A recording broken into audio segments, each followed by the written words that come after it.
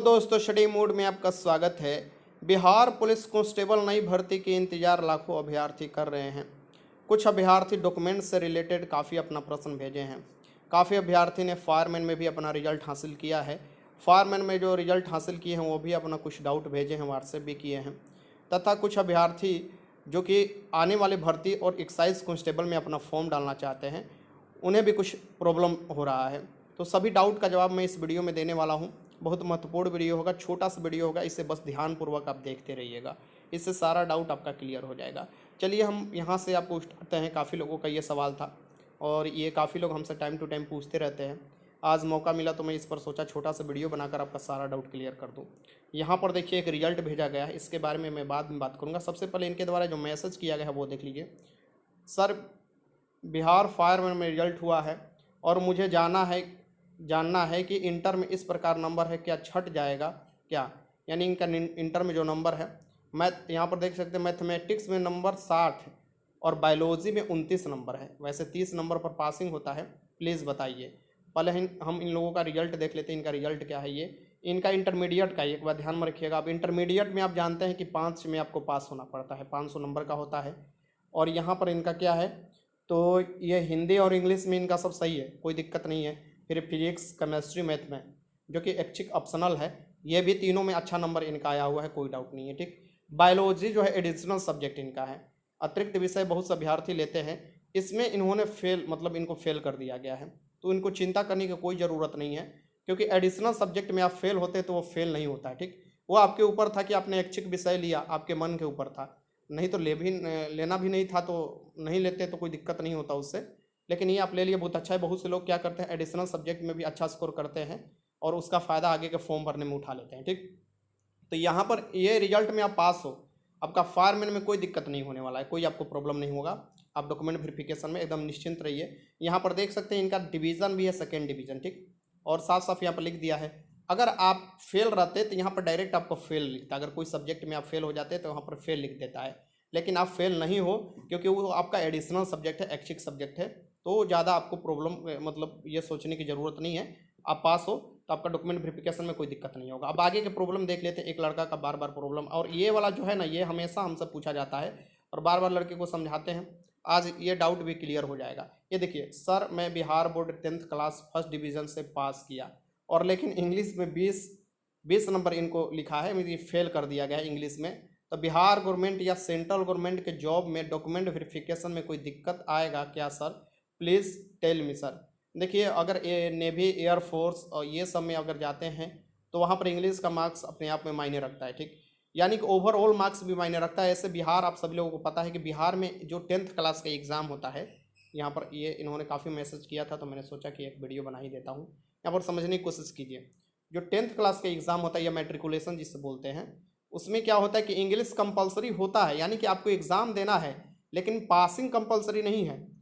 मतलब 10th class में आपको एग्ज़ाम देना है इंग्लिश का, आप उसे अगर छोड़ देते हैं देन आपको क्या होगा कि आपको अटेंडेंस नहीं बन पाएगा और आप फेल हो जाएंगे।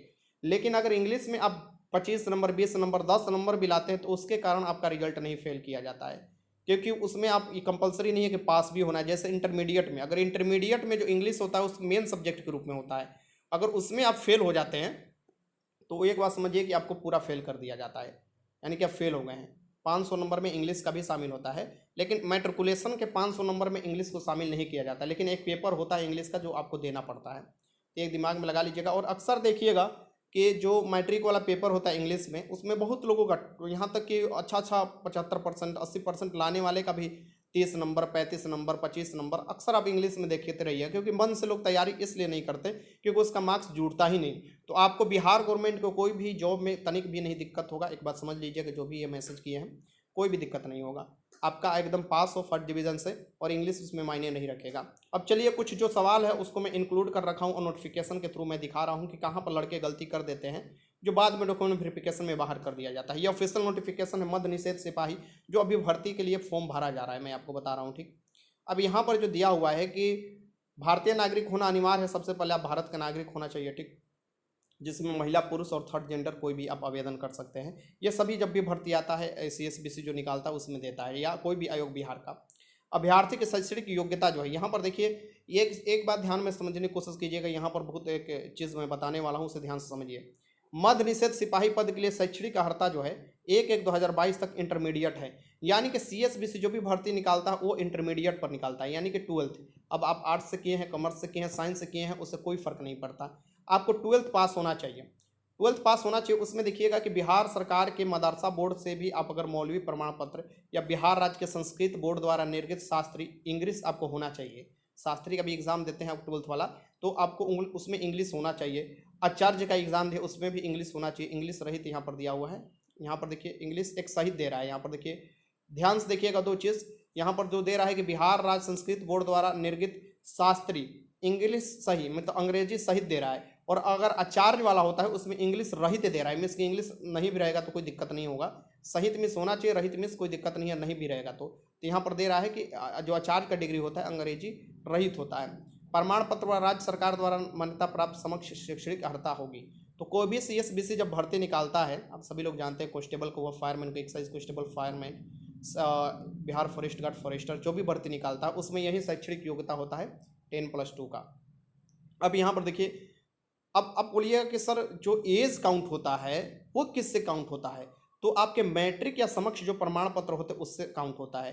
जैसे उम्र का दिनांक, क्योंकि आप 10th पास करते हैं तो उसमें उम्र आपका मेंशन रहता है, और उसी के अकॉर्डिंग आपका उम्र देखा जाता है जब डॉक्यूमेंट वेरिफिकेशन होता है। ना कि आधार कार्ड से आपका मिलाया जाएगा, ना कि आपको 12th वाला से मिलाया जाएगा। आपका जो असल में एज देखा जाता है वही मैट्रिक के जो समक्ष प्रमाण पत्र है उसी के समक्ष आपको देखा जाता है कि आपका एज हुआ है कि नहीं, आप छोटे हैं कि आपका उम्र निकल चुका है। तो ये मैट्रिक बहुत मायने रखता है। एक बात ध्यान में रखिए, इसकी 10th जो क्लास है वो मायने रखता है, और उसी के अकॉर्डिंग आपको मिलाया जाता है सभी डॉक्यूमेंट वेरिफिकेशन। आपको 10th का सीरियल नंबर देखा जाएगा, 10th के किस में आप पास हो वो देखा जाता है। तो ये फॉर्म भरते समय कम से कम 10th वाला का आपको ध्यान रखना चाहिए, उसमें कोई गलती नहीं होना चाहिए। मैं बार बार बोलता हूं कि अगर फॉर्म भर रहे हैं तो अपना नाम में गलती मत कीजिएगा, पिताजी के नाम में गलती मत कीजिएगा, डेट ऑफ बर्थ में कोई गलती मत कीजिएगा, और जाति जिस जाति से आते उसमें न गलती कीजिएगा, और अपना डिस्ट्रिक्ट बिहार से हैं तो अपना डिस्ट्रिक्ट में गलती मत कीजिएगा, क्योंकि ये जो होता है ना ये आपको कट ऑफ डिसाइड करने वाला चीज़ होता है। अगर इसमें आप गलती करते हैं तो फिर बाहर कर दिया जाता है।